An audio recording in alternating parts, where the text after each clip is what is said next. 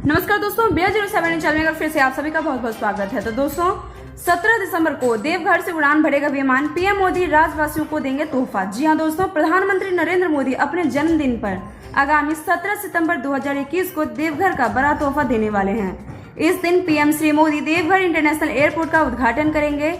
गुरुवार को दिल्ली में गोड्डा सांसद डॉक्टर निशिकांत दुबे के प्रस्ताव पर केंद्रीय नागरिक उड्डयन मंत्री हरदीप सिंह पुरी ने देवघर एयरपोर्ट के काम को फाइनल करने के साथ साथ इसके उद्घाटन की टाइमलाइन तय कर दी है।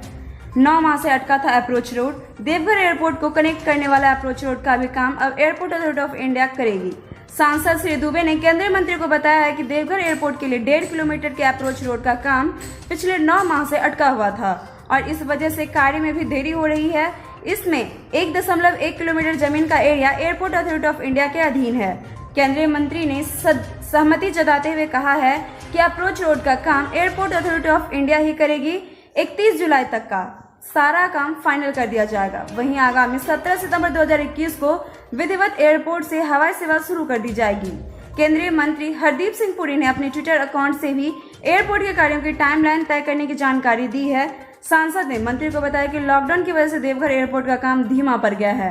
उन्होंने मंत्री से इस मामले में संज्ञान लेते हुए जल्द काम पूरा कराते हुए देवघर एयरपोर्ट से हवाई सेवा शुरू करने का आग्रह भी किया है। 3 राज्यों की होगी सुविधा, करोड़ों श्रद्धालु कर सकेंगे यात्रा। सांसद ने पत्र के जरिए केंद्रीय मंत्री को बताया कि बाबा बैद्यनाथ धाम की नगरी देवघर एक धार्मिक और ऐतिहासिक स्थान है। यहाँ हर साल 5 करोड़ श्रद्धालु बाबा का दर्शन करने यहाँ पे पहुँचते हैं। देवघर एयरपोर्ट चालू होने से झारखंड, बिहार एवं बंगाल के यात्रियों को सुविधा मिल सकेगी। वहीं अगर हम कोलकाता की बात करें तो कोलकाता, पटना, बागडोगरा और रांची एयरपोर्ट के बीच में देवघर एयरपोर्ट होगा। देवघर एयरपोर्ट के चालू होने से इस इलाके में धार्मिक स्थानों के साथ साथ आर्थिक विकास में भी तेजी आ सकेगा।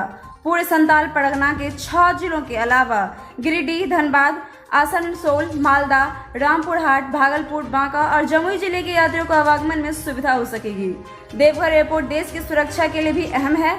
देवघर एम्स ओपीडी में बिहार से आ सकेंगे लोग। केंद्रीय मंत्री हरदीप सिंह पुरी को सांसद डॉक्टर निशिकांत दुबे ने पत्र सौंपकर बताया कि जून दूसरे सप्ताह में देवघर एम्स की ओपीडी का उद्घाटन भी होने वाला है। ये जो एम्स पूर्वी भारत के लिए काफी महत्वपूर्ण भी है। देवघर एयरपोर्ट चालू होने से ओपीडी के इलाज में कराने वाले मरीजों को काफी सुविधा होगा। हवाई सेवा में यात्रियों का मूवमेंट बढ़ेगा। दरभंगा एयरपोर्ट चालू होने से दरभंगा का इलाका पूरी तरह से विकसित हो रहा है और साथ ही रोजगार में भी वृद्धि हो रही है। देवघर एयरपोर्ट चालू होने से देवघर के साथ साथ पूरा संताल परगना तेजी से विकसित होगा। 17 दिसंबर से देवघर से उड़ान भरेगा विमान तथा ब्रेकिंग न्यूज हिंदी से अपडेट के लिए आप हमारे साथ बने रहें। और ये होंगे देवघर एयरपोर्ट की सुविधा। AI रक्षा अनुसंधान व विकास संगठन और राज्य सरकार से सहयोग से बना हुआ है देवघर हवाई अड्डा। तो दोस्तों इसके साथ हम लेंगे आपसे विदा। आपको मेरा वीडियो कैसा लगा कमेंट करके जरूर बताएं।